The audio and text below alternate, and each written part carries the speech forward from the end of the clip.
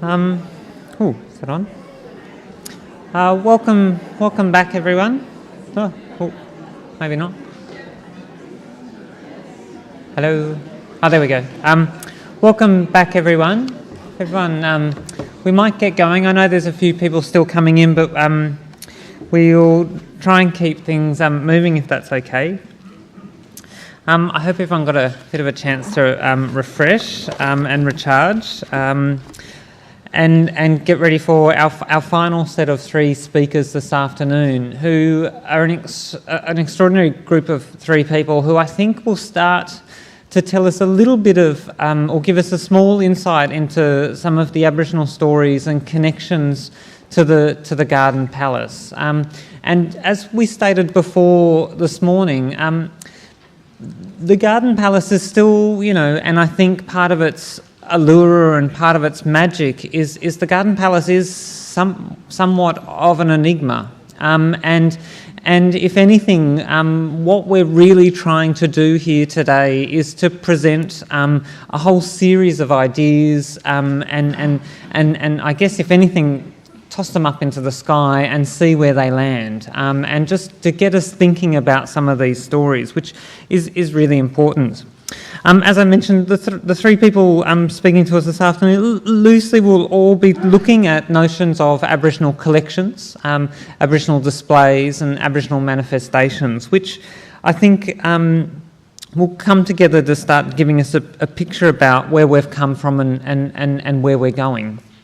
I've often argued that Australia was sent on a bit of a crash course in terms of our collecting practices when our first acquisition took place on the shores of Kamay or Botany Bay, where, of course, Captain Cook and Banks decided the acquisition process that they established at that very, very early stage was to shoot at people and collect their objects.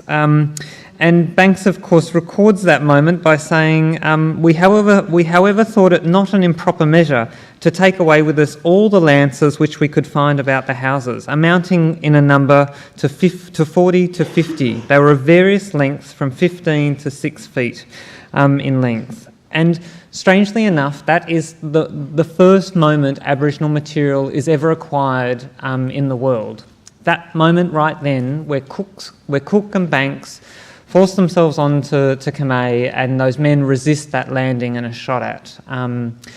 This is the moment that sets up our collecting practices, which I think is just an interesting idea to reflect on. What's even more disturbing is, of course, out of those 40 to 50 lances, which of course we can interpret as spears, only 3 are known left, sitting in Cambridge Museum. So out of all those objects, the very first objects ever collected in Australia, there's only those 3 objects remaining. And what does that say about our collecting? What does that say about the way we've looked after those objects? Our first speaker this afternoon will pick up on a number of these issues and think about those ideas of those collections and what they mean. Dr. Ilaria Vanni is the Senior Lecturer in International Studies at the University of Technology in Sydney, and of course the University of Technology has come on board as one of our educational supporters. Ilaria, in fact, did her PhD on Aboriginal material in international fairs. And I think Ilaria was finishing up her PhD when I was lucky enough to meet her, and I was lucky enough to be, in fact, which I should, full disclosure, one of her students. She was my lecturer, and Ilaria, in fact, along with Phil Gordon at the Australian Museum, started introducing to me the idea of the Garden Palace. And so I'm always enormously indebted to Ilaria imparting that knowledge and her research. And in fact, from that point, we went on to work and think about those ideas and what those stories meant, and in fact develop a number of projects around them. And so in many ways, this project, Barangal Jara, is very much an extension of many of those ideas. Ilaria, of course, has contributed to our upcoming catalogue, which will be produced as part of the project, and in fact has more recently, I think, been looking at, in fact, Indigenous I guess the only way we could sort of talk about it is almost like an Aboriginal agency in, I guess, what could only be described as a claustrophobic colonial conundrum, and a very tight corner that Aboriginal people and objects were put in, and what it meant for those objects and for those people. So please join me in inviting Ilaria and getting Ilaria up. Thank you.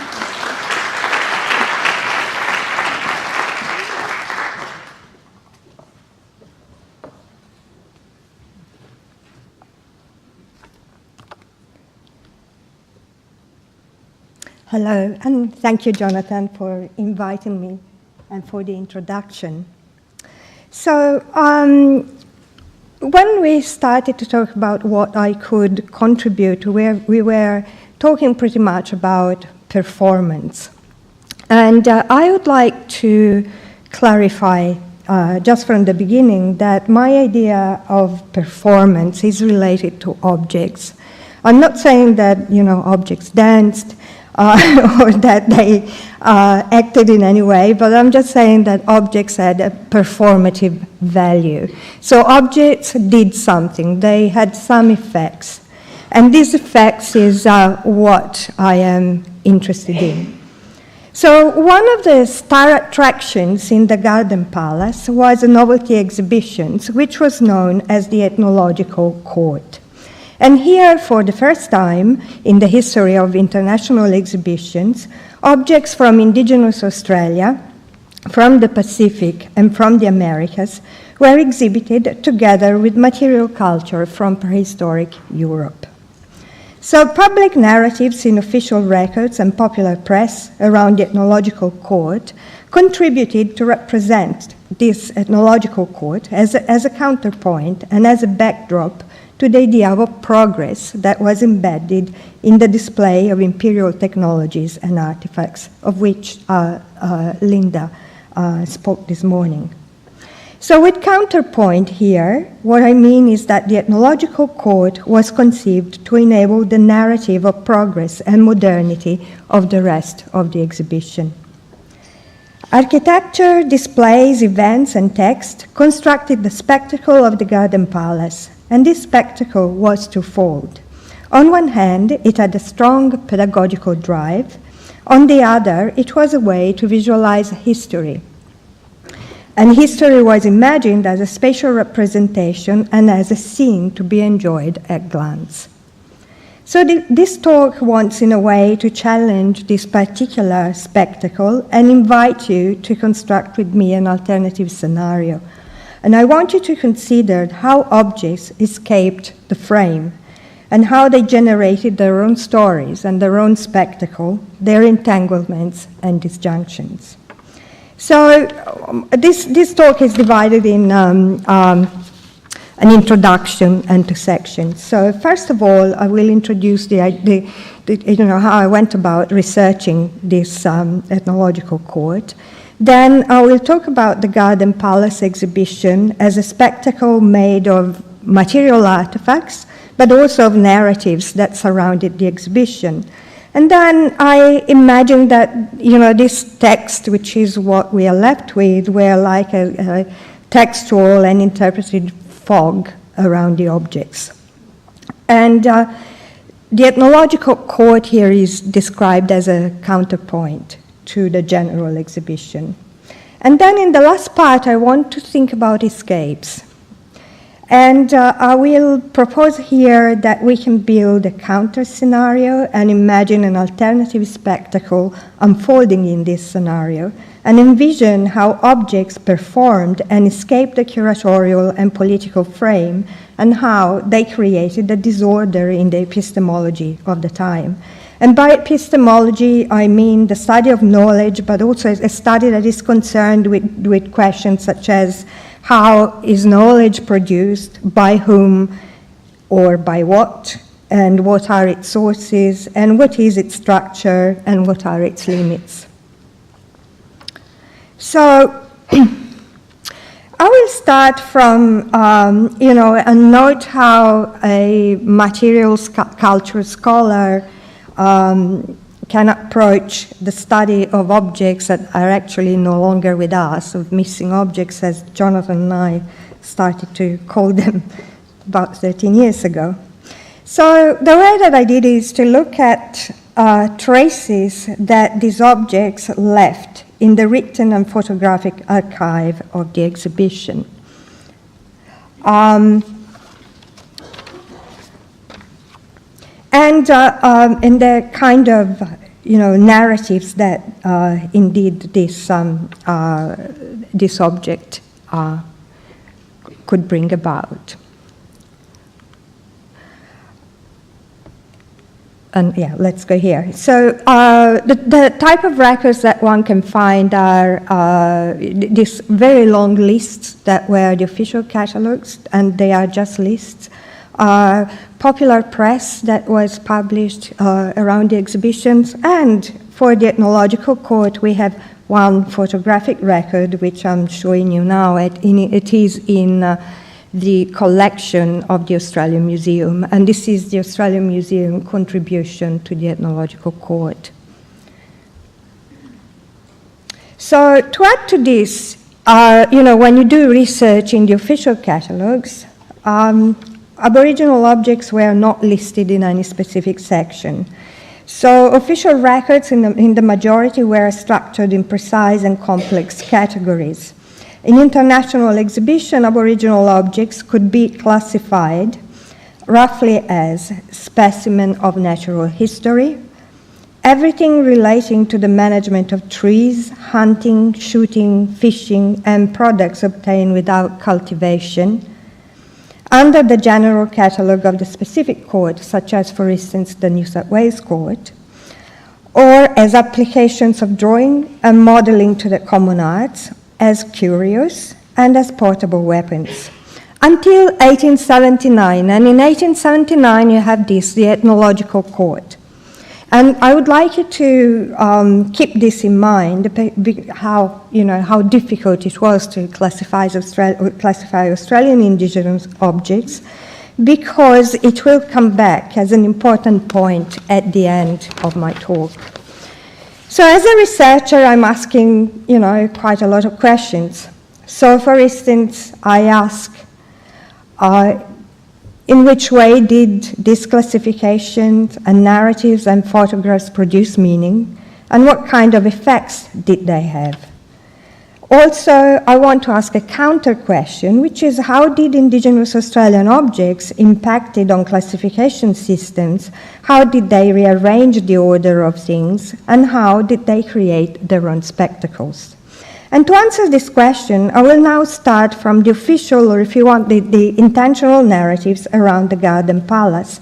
And I will frame and compare them with another international exhibition that was held in Paris in 1867.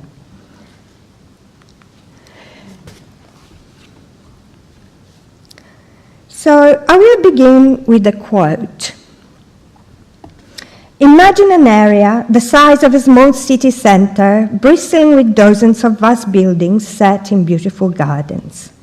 Fill the buildings with every conceivable type of commodity and activity known, in the largest possible quantities, surround them with miraculous pieces of engineering technology, with tribes of primitive peoples, reconstruction of ancient and exotic streets, restaurants, theatres, sports stadiums, and bandstands. Spare no expense. Invite all nations on earth to take part by sending objects for display and by erecting buildings of their own.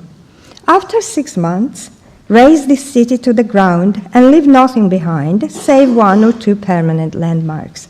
So this is a description of an hypothetical international exhibition, and it points out that very often these shows included bits of everything. So for the Garden Palace, imagine something like a giant Royal Easter show, plus a design and technology museum, plus a museum of natural history, plus an art gallery, as we have seen in several talks already this morning. So Australia, being a fairly new addition to the so-called family of nations of 19th century, had one main goal when taking part in international exhibitions, and that was to impress that it was modern, rich, and that it was brimming with progress. So to do so, it adopted a template that was repeated in several exhibitions up to 20th century.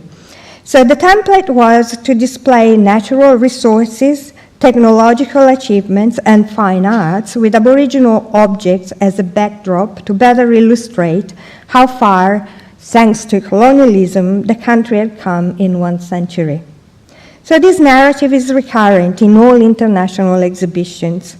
So, for instance, in the catalogue of the Paris 1867 Universal Exposition, we can read the following quote from the New South Wales Commission. The local commission, and this is the New South Wales, this is actually an illustration in an Italian translation of a French magazine that was produced for the exhibition, and that I was lucky enough to find in an Italian archive and photograph, and that has a very long review of the New South Wales Court. One of the best sources, really. So the local commissioners have also thought that it would be interesting to exhibit man in his Stone Age, as exemplified by the Aborigines of Australia, in juxtaposition with man in Golden Age of his present civilization as existing in great capitals of the old world. Listen to that, Sydney. It's just in the old world. So, like in the case of the Paris 1867 exhibition, people visited the Sydney Garden Palace to be entertained, taught, and charmed by examples of successful trade, industrial and technological progress, fine and decorative arts, agriculture, manufactures, architecture, music, exotic displays of faraway people. And this is the Garden Palace from a photo at the State Records of New South Wales. Like in any other international exhibitions, Australian colonies, especially the hosting New South Wales, not only promoted trades and progress, but was also quite anxious to be welcomed in the family of nations.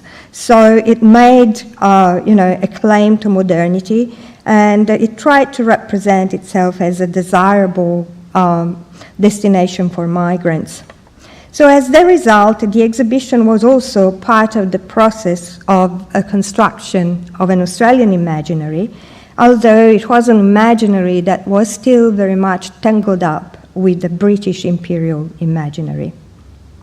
So my question is, how was this imaginary generated? So I put forward that it was through spectacle. And I invite you to consider the etymology of the word spectacle. So it comes from Latin, from spectaculum, which is a public show, a spectacle, something that people could view, watch, and behold. According to the Oxford English Dictionary, spectacle also includes curiosity or contempt, and marvel or admiration. So spectacle as performance and theater was linked in Greek philosophy to ideas of affects and emotion. So, for instance, Aristotle wrote that the correct disposition of dramatic elements would elicit certain emotional and affective responses in people. And with spectacle, however, we don't mean just performance, but also things like parades, events, and exhibitions.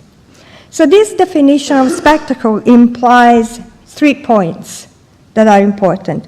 One is that it was a public show, something to view, to watch, and behold, that it could spark curiosity, content, but also marvel and admiration, and that through the arrangement of visual and probably other sensory, I would say, elements, it elicits certain affective and emotional responses.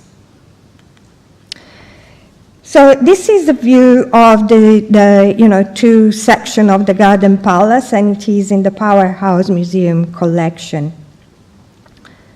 And you have the same glassware that was showed this morning, Thomas Webb.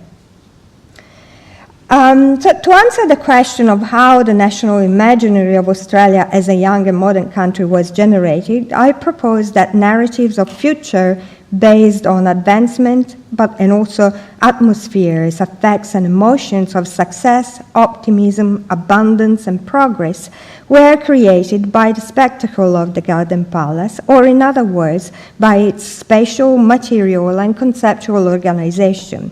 So by material culture, if you want, the objects, the architecture, and by textual elements, by the kind of discourses that were generated around the Garden Palace.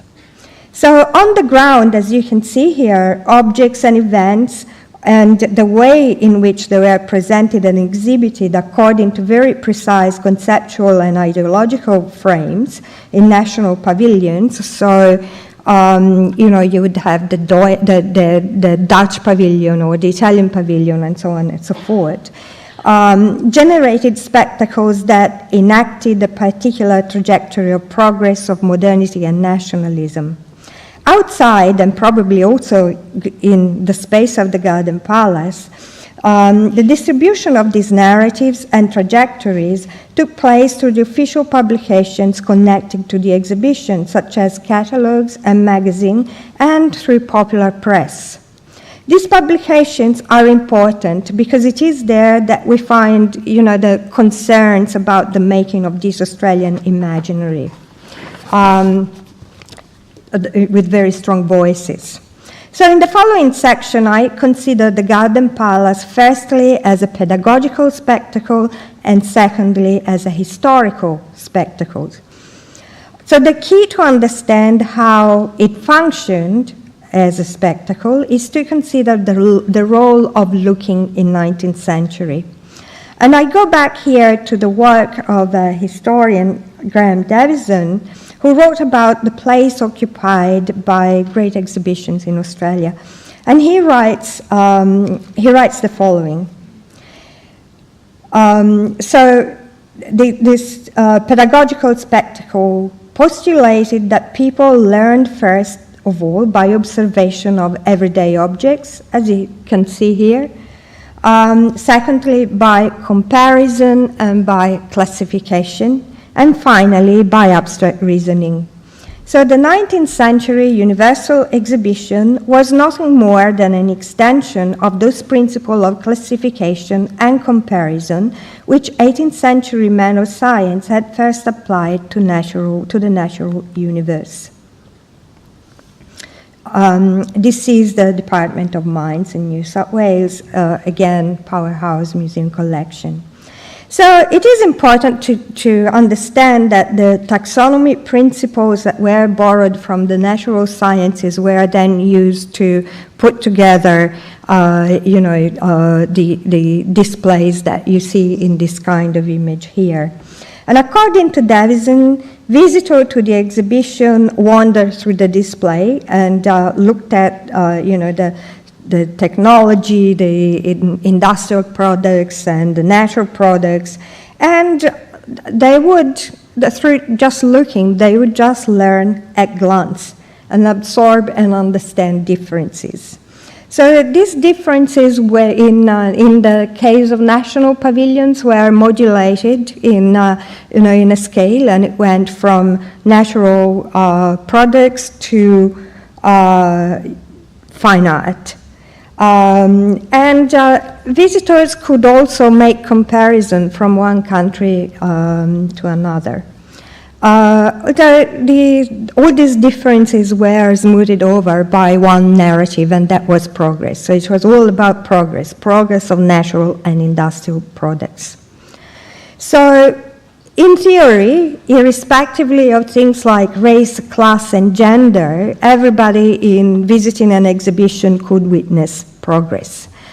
And this progress was at work in different things. For instance, chunks of minerals, but plant jelly, propellers, and so on. And the spatial and oral rhetoric, the ceremonies, the cantata that we have heard, and the rituals of the opening animated the exhibition and reaffirmed that the Garden Palace was a place where New South Wales could claim leadership in matters of progress in Australia. The second thing is that the Garden Palace was a spectacle of history. So as I said at the beginning, the idea of progress itself was made possible by the counterpoint of the Ethnological Court.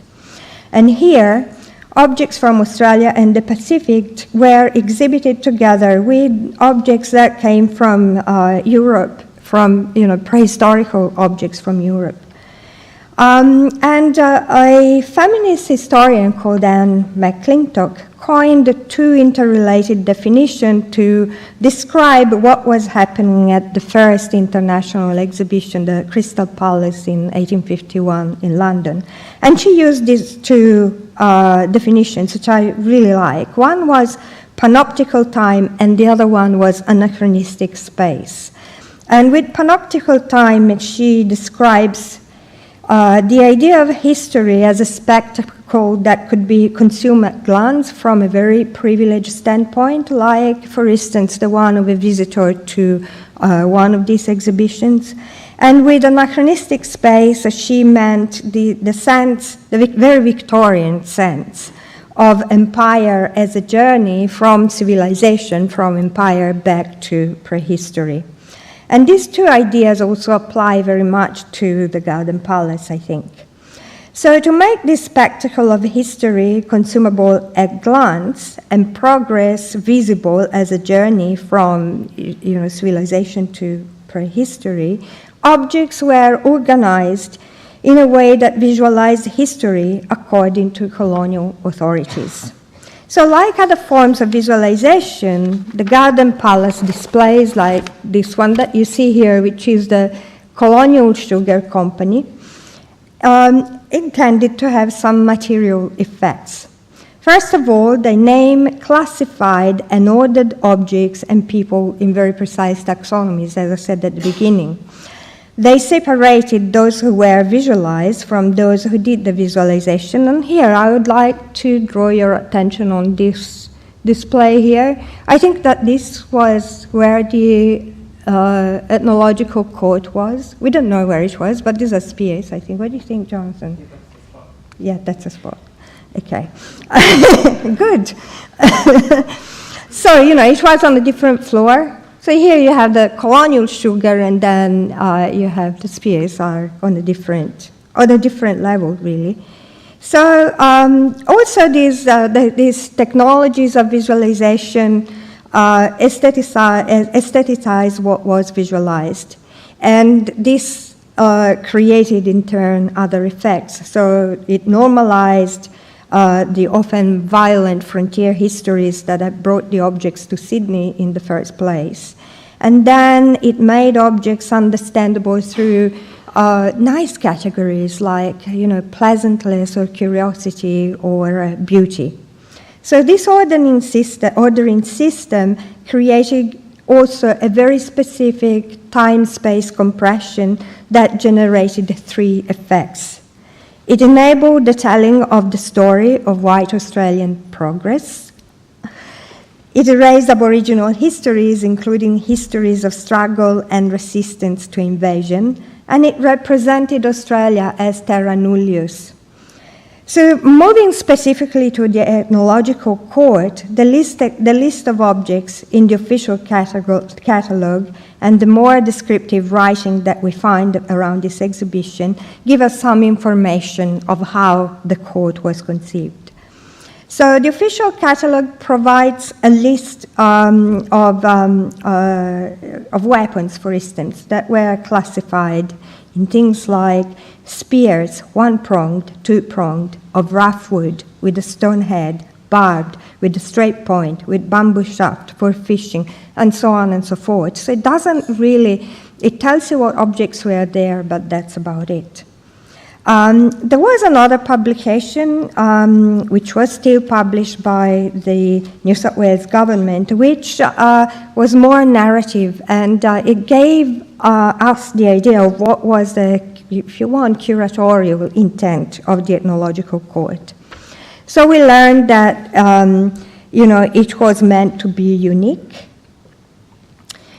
because it collected together a large number of objects from Australia and the Pacific, that these objects were considered relics, salvage records of primitive people, an idea that was reinforced by the recurrence of stone implements in the exhibition.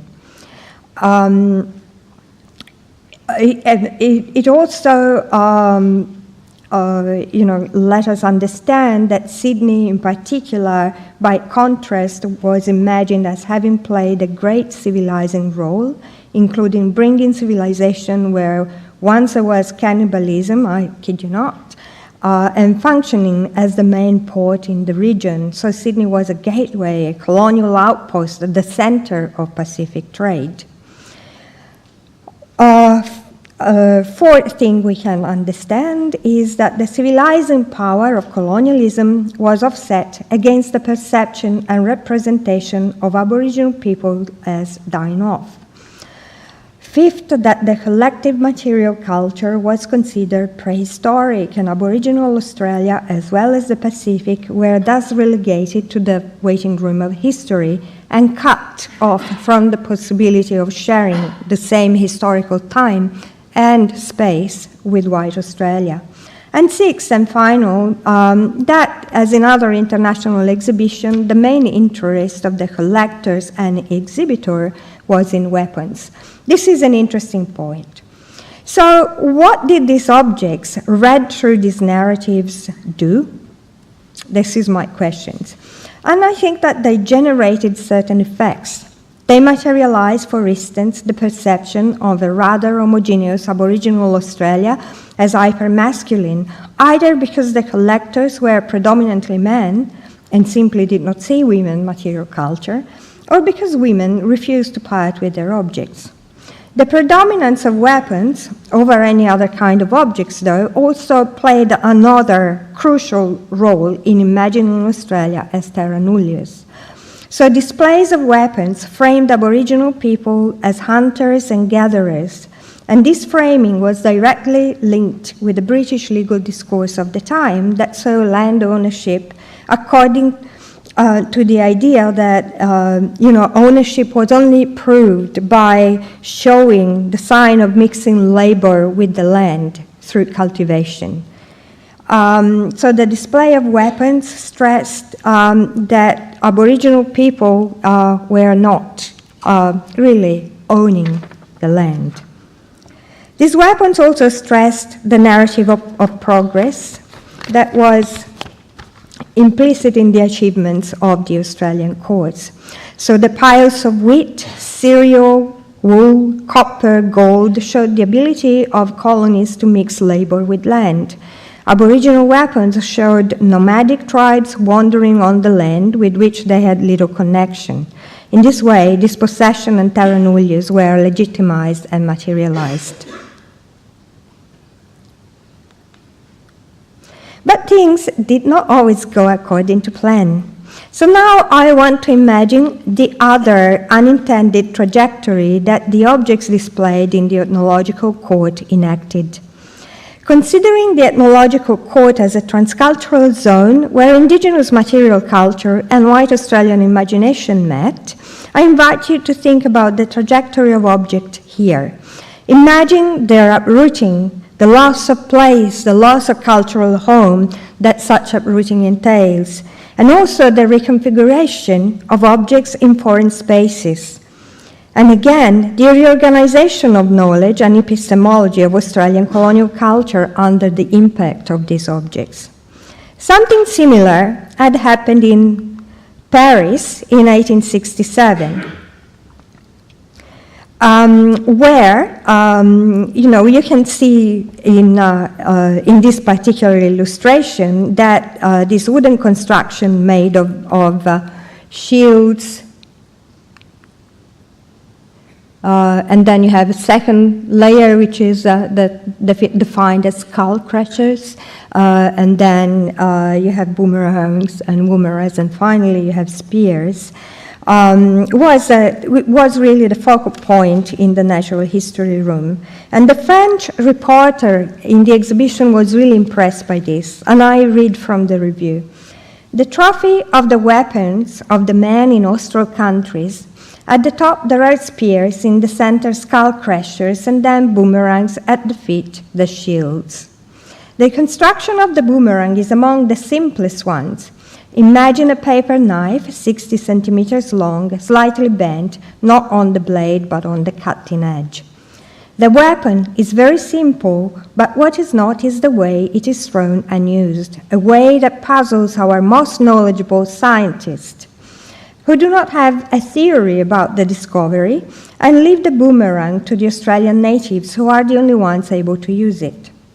So this description illustrates very well the nature of what was until then known and calls for a reorganization in which Aboriginal Australia played a great role. The sense of curiosity, puzzlement, and awe was further amplified by a live performance, which captures the audience's amazement. And I quote, "A nostril at the exposition used one of the boomerangs that were there, and notwithstanding the restriction of space, the miracle happened. The knife swelled upwards, rose reaching the roof, and it returned back, falling at the savage's feet, near the glass cabinets and all the rest." So I read this as an example of how objects escape the epistemological frame prepared for them by curators.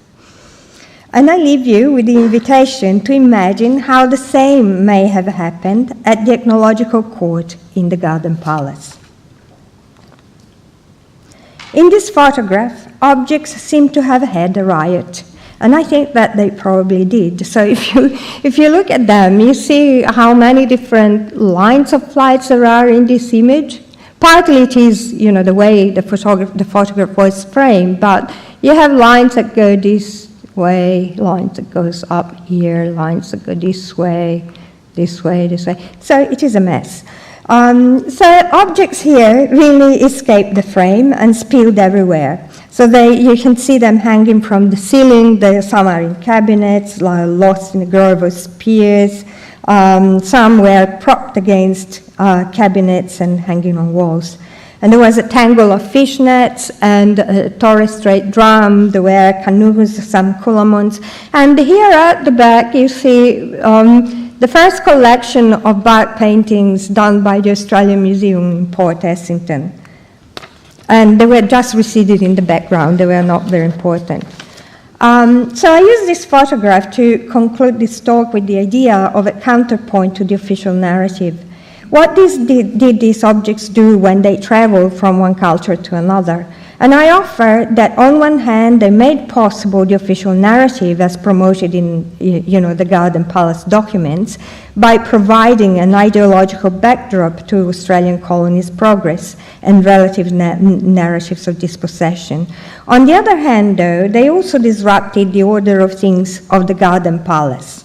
So at the beginning of my talk, I spoke of the uneasy classification of indigenous objects and their migration from one category to another, from natural history to portable weapons. Now I want to suggest that Aboriginal objects interrupted the classification system at the core of international exhibitions. And with that they also created a rupture in the colonial epistemology that produced these classification systems. So the entangled and glorious mess that is the Ethnological Court, which, by the way, had some budget cuts and very drastic scaling down from the original vision, unsettled the visualization and understanding of Australian colonial history as linear progress. And perhaps then, the objects exhibited at the Garden Palace, uprooted from their place and cultural home and transplanted into a new one and finally lost, opened up the possibility for us to imagine a different understanding of Australian histories. And I think that's where Jonathan's project probably start and continue with this imagination. Thank you.